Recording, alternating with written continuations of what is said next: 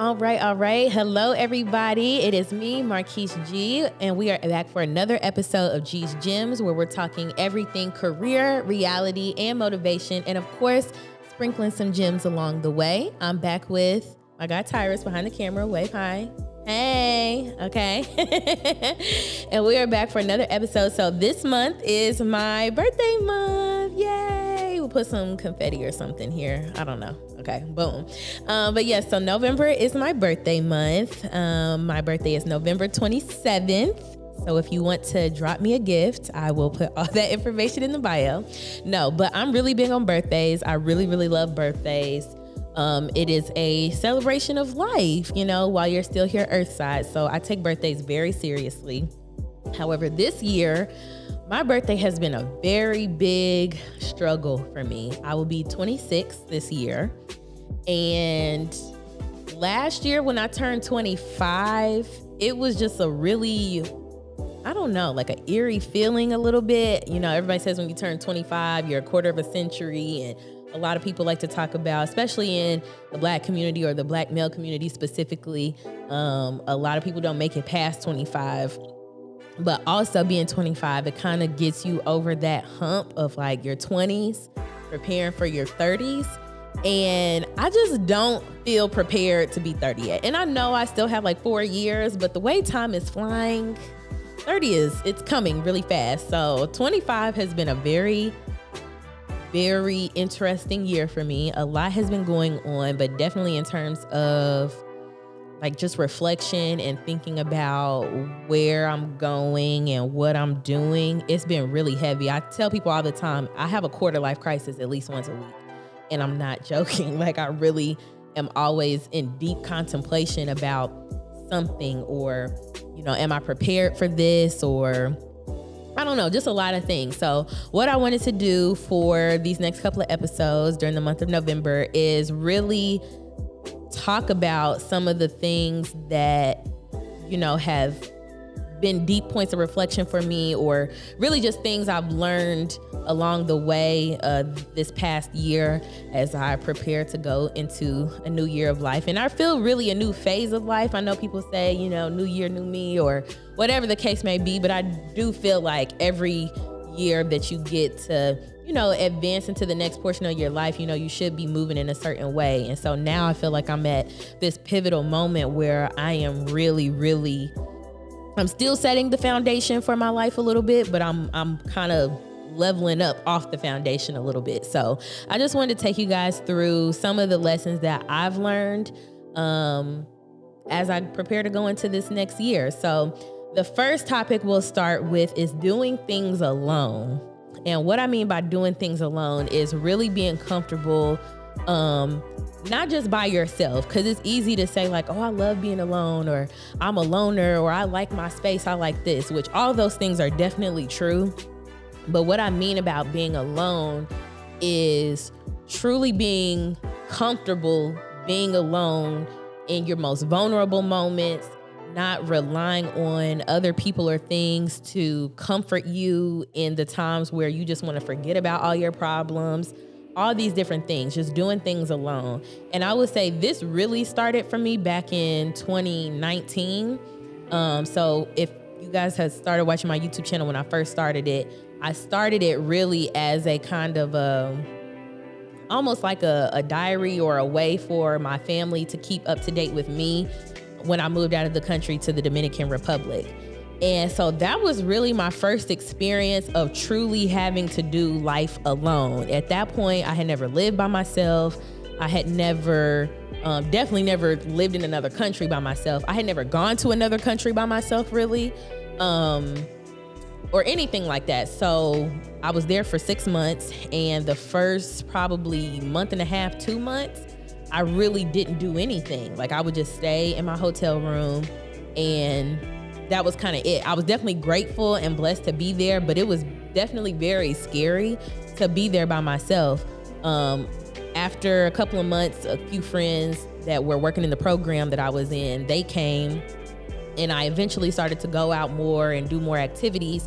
And that made me feel more comfortable, so that by the time they left, I was like, well, I can't just stop now that they're gone. Like I have to, keep doing stuff and really take advantage of this moment. So I started doing this thing on Friday evenings where the hotel I was staying in, it was kind of like this plaza almost.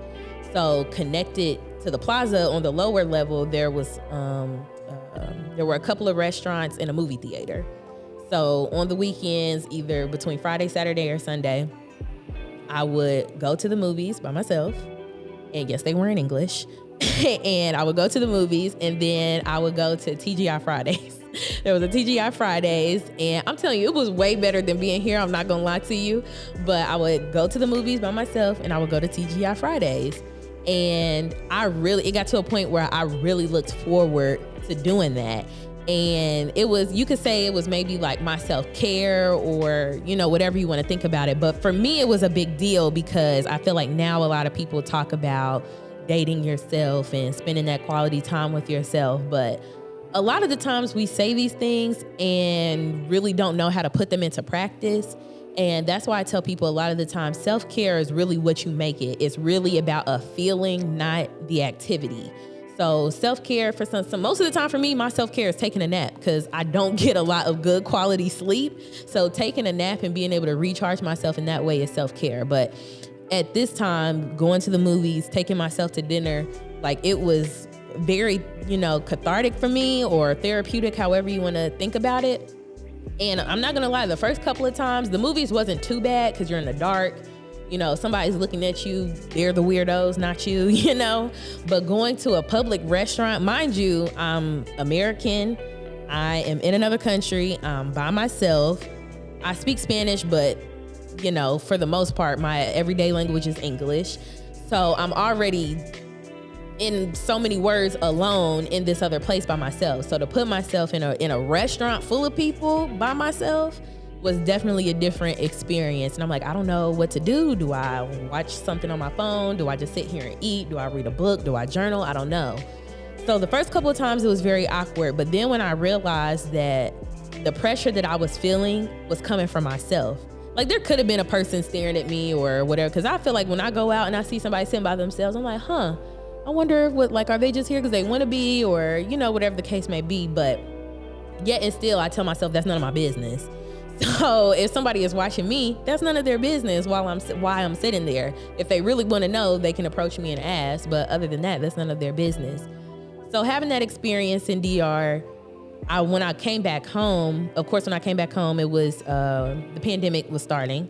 So then we again had to be alone at home. Now, granted, I was staying with my parents, so I wasn't really alone, but I was alone in my experience. Like I just came home from living across the country, so I should be on this mega high. But at the end of that experience, I was very homesick. I was ready to come home, but I came home. I didn't have a job. We're starting this pandemic. It was just a lot of things going on. So now I'm alone, living this experience of coming into my adulthood and trying to figure out my life. And it was the first time that I realized this almost like fairy tale that I had built in my mind wasn't happening, essentially. So now I have to figure out what is my life, what really is my life, what's going on. So I started to think back to those feelings that I had when I was in DR of what makes me feel good, what makes me happy. And a lot of those things were things I was doing alone. And over time, that's evolved into different things. So a big thing for me this year was getting outside in nature and taking walks and reading or journaling outside, things of that nature. So doing things alone for me really helps me to center myself. And as we kind of get into the winter months where people might be more alone than they were in the summertime, because this summer it was a lot. It was a lot. We were outside. We were having a good time. It was always something to do, something going on. But the wintertime comes and, now we kind of go into this seclusion mode a little bit. It's not as many things to do because, inside is confined, etc. You really have to become more comfortable with doing these things alone on a different level. And I started to notice that as it's getting colder and I have to be inside a little bit more or do some things for myself, I realized that some of the things that I was doing outside, I was using as a distraction. And if I could just say that, oh, I have to do this or I have to go there, it would kind of give me really that excuse to be like, oh, I don't have time to do this, or I don't have time to think about this, or I don't have time for whatever. And so realizing that, man, because there was a time where people would be like, man, you can't find Marquise nowhere, because I was in class or I was at work all the time. And granted, I still work. I work very hard, and a lot of the things that I do are for work purposes. There are still a lot of things that I do that I'm like, did I really need to go and do that? Did I really need to be here? Did I really need to be hanging out with these people? And so I'm trying now to really get back to center with doing things alone. But I think the changing point for me now is why.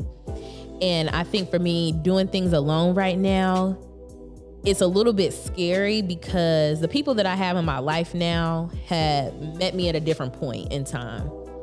So one thing that I faced with a friend of mine over the past year was not understanding my transitions.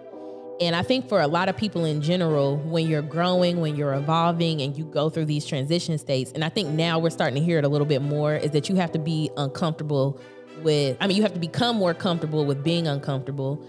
And that a lot of people are going to kind of fall by the wayside as you grow and transition and do these different things, because they're not necessarily going to understand what path of life you're on or what you're doing or where you're going. And so for me, that's kind of a scary thing, because I feel like I built so many relationships just in this past year.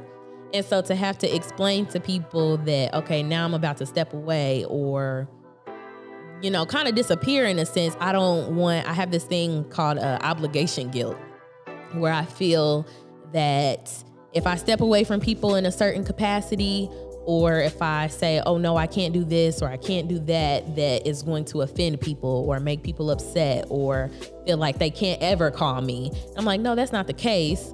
Still call me. Just give me the option to tell you that yay or nay, I cannot do this or that. But I feel like I've always been the person that everyone depends on. And to a certain extent, I don't mind it. I think that's just who I am, who I was born to be in a way. It does get draining. It does get very tiring and exhausting at times.